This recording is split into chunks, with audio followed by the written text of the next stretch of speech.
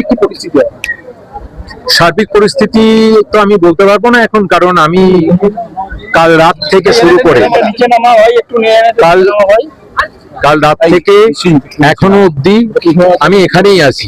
কাল সারা রাত ছিলাম, তারপরে গণনা কেন্দ্রে 5টার সময় এসেছি। সম্পূর্ণ আমার 21 রাউন্ড গণনা ছিল, ভিভিপ্যাট ছিল, সেটা করে আমি প্রত্যেকটা ট্যাবুলেশন করে তারপরে বেরিয়েছি। আমি কৃতজ্ঞতা জানাই শ্রীরামপুর বিধানসভার সমস্ত মানুষকে। তারা আমাকে গত 50 দিনে যে ভালোবাসা দিয়েছেন, আশীর্বাদ করেছেন, তাতে আমি কৃতজ্ঞ, আপ্লুত। আমার শুধু একটা জায়গায় বুঝতে অসুবিধা হচ্ছে, দীর্ঘদিন প্রায় 30 বছর ধরে মাঠে থেকেই রাজনীতি করার অভ্যাস। মানুষের চোখ, মানুষের হাত, আপনারা যত দিন আমি প্রচার করেছি, আপনারা প্রত্যেকে দেখেছেন, আমার সোশ্যাল মিডিয়াতেও আছে। এইটাকে নাটক বলা যায় বলে আমার মনে হয় না, বা অভিনয় বলা যায়। আমি যখন এগোচ্ছি, কোনো বাড়ির লোককে তো আমি ডাকিনি, কিন্তু তারাও, মায়েরা বিভিন্ন সময় এসে জড়িয়ে ধরেছেন, হেসেছেন, মাথায় হাত দিয়েছেন। তাহলেও সেই ভোটটাও যদি পড়তো, তাহলে আমি বরাবর যা বলে এসেছি যে এই বিধানসভার মার্জিন 20,000-এর উপর হতে।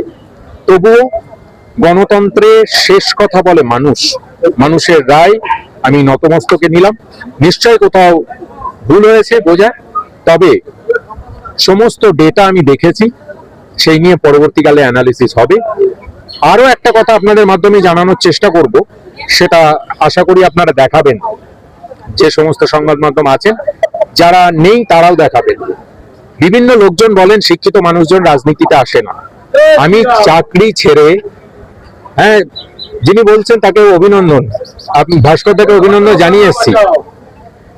যিনি, যারা বলেন সমাজে যে শিক্ষিত মানুষ রাজনীতিতে আসে না, আমি চাকরি ছেড়ে শুধু রাজনীতিটাই করি, আমার বিকল্প কোনো পেশা নেই। যার ফলে আগামী দিনে রাজনীতিটাই তো করব। কি করব আমি এখন জানি না। কাল থেকে আমার কোনো পেশা নেই, এটুকু বলতে পারি। যারা বলেছেন এতদিন যে না শিক্ষিত লোক রাজনীতিতে আসে না, মানুষ নিশ্চয়ই চান না, চাইলে তো ফলাফল নিশ্চয়ই অন্যরকম হতো। 1 নম্বর। দ্বিতীয় আর একটা সম্ভাবনা তৈরি হতে পারে, সেই বিষয়ে আমার মনে হয় আমাদের দলের পক্ষ থেকে দলনেত্রী মমতা বন্দ্যোপাধ্যায় বা অভিষেক বন্দ্যোপাধ্যায় বক্তব্য দেবেন। সার্বিক নির্বাচনের ফলাফল মানুষ যা বলছে বা মাটি যা বলছে সেটা শুনে সাজুজ্যপূর্ণ নয়। আমি এই মুহূর্তে এইটুকুই বলতে পারি, বাকি আপনাদের উপর ছাড়লাম। সকলে ভালো থাকবেন। আপনাদের সকলকে ধন্যবাদ যে আপনারাও আমাকে এতদিন ধরে সঙ্গ দিয়েছেন।